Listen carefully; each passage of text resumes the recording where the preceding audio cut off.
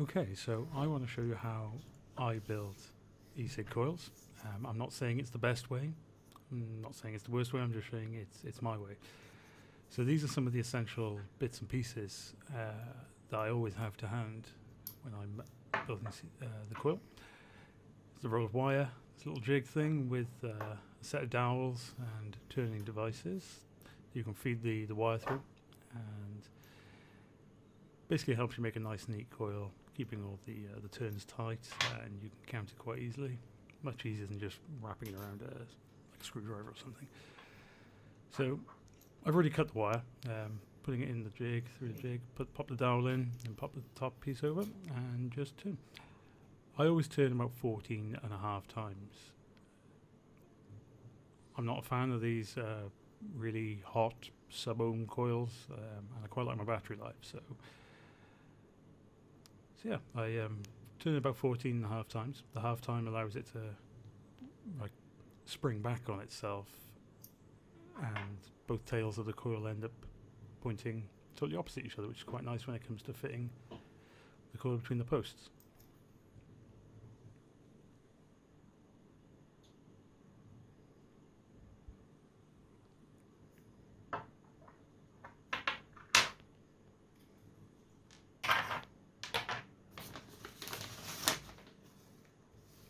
So for me, the baby wipes are important. I always like to give everything a quick clean over, and it lets me just keep all the grease off my hands from the juice, and wipe down the desk afterwards once you're done.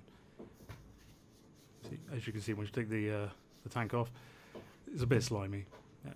Nice to give it a once over. So the tank I'm using is the Kangertech subtank. It's quite old now, and I don't think you can get them with this capacity in the UK anymore, but there are websites where you can still buy them. It's a nice, easy coil to rebuild. You just pop it out, and you've got just two posts where you pop your coil between.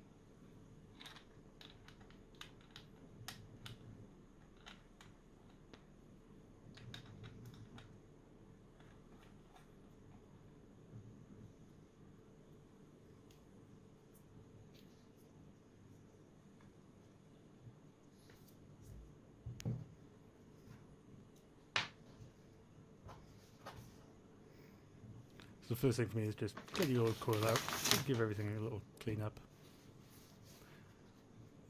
There are quite a few carbon build up in places, so it's good to get that off. Once you've got the whole coil out, you can just give it a wipe, and then we'll pop the new coil in.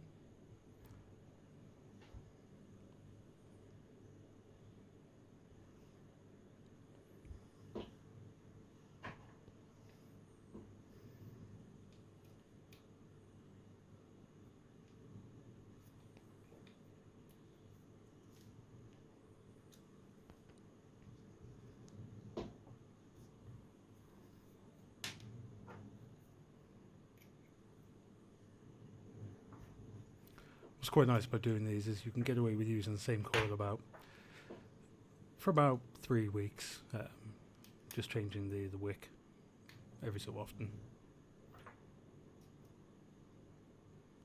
And I think next time I do that, I'll make a video just doing that, showing the process of cleaning up the old coil without taking it out. So I will put some links in the description below for all the little gadgets I'm using. Make this process a lot easier.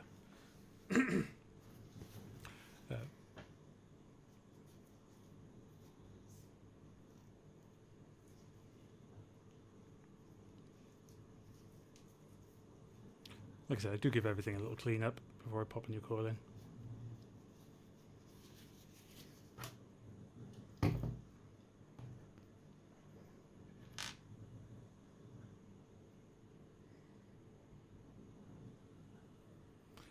And I do like to leave the coil on the dowel when I'm popping it in between the posts. It just allows you to hold it with one hand and keep it central while you're tightening the posts up.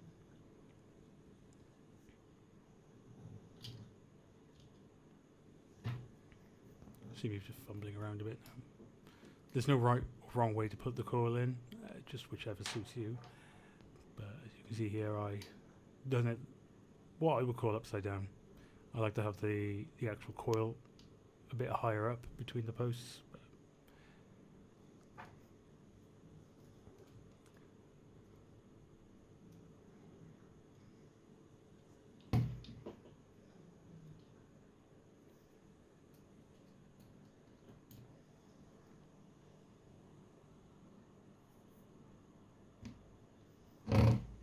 The mod I'm using is the Aegis Legend. Bought it fairly recently. It was replacing an old smock tank which I'd had for 2 years. Not tank, sorry, mod.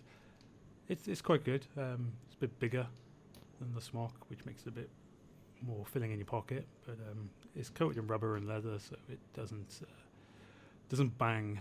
But when you knock it over, not they're supposed to do that, but the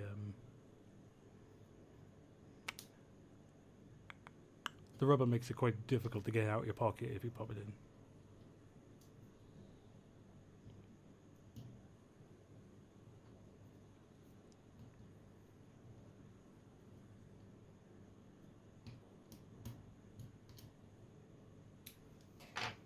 So once the posts are tightened up around the wire, some people snip them off at this stage, but I like to wiggle them. I'm not sure if you're aware, but metal fatigues, and if the posts are pinching at a certain place and you wiggle the coil, the end of the coil, like the wire up and down, it'll fatigue at that pinch point. So it snaps there at quite a nice location. You haven't really got to worry about trimming it down any further in case it shorts out inside the coil.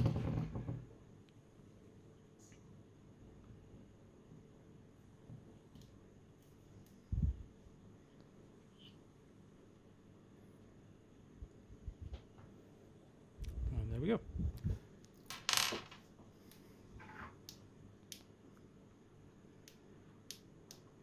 So this is a very important part. Once you've made the coil, it'll be uneven, it'll have hot spots, and hot spots is what will give you the burning taste in your mouth, because certain parts of the coil are heating up a lot quicker than other parts.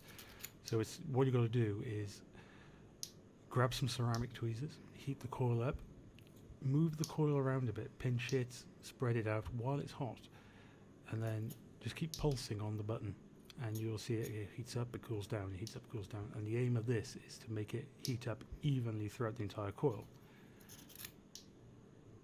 And the ceramic tweezers is nice because they're really heat insulating, so you don't get burnt. Use some metal ones, you're going to get hot things very quickly.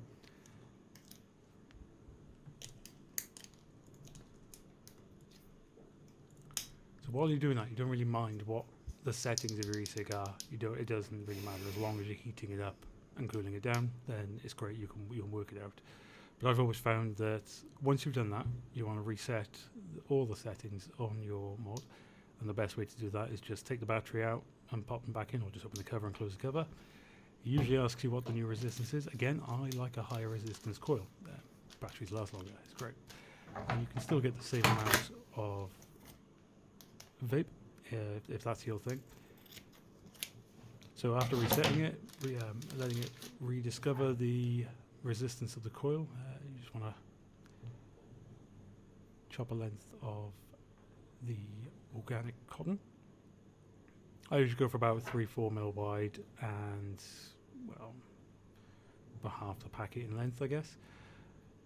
Roll one end up tight so you can pop it through, stick it through, and pull the rest through with your tweezers. You want about half of the wool coming out either side of your coil. In this case, we're just reassembling the coil now, or the rebuildable coils, put the housing back on, tighten all that.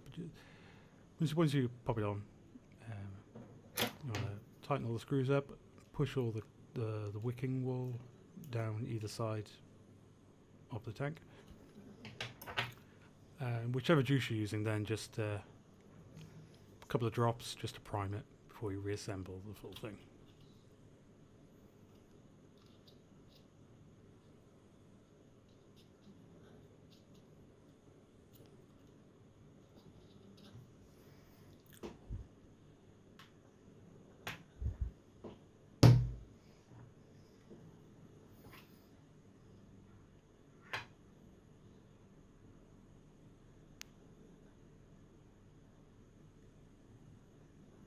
The juice I have been vaping for quite a long time now is actually by a British company called Totally Wicked. It's the Fingers Malone from the Diavolo range. It's a higher VG, so it gives you a bit more smoke and a much smoother vape, in my opinion. And not to mention, it tastes awesome. It's what is it? Got a box right here somewhere. The flavourings consist of grape, blackcurrant, and blueberry, so it is quite tasty. Okay, so once you've done that, just give it a quick puff, or a quick press of the button even, and just check it all fires up as normally, and then just reassemble the rest of your rebuildable coil. Well, the housing for it anyway.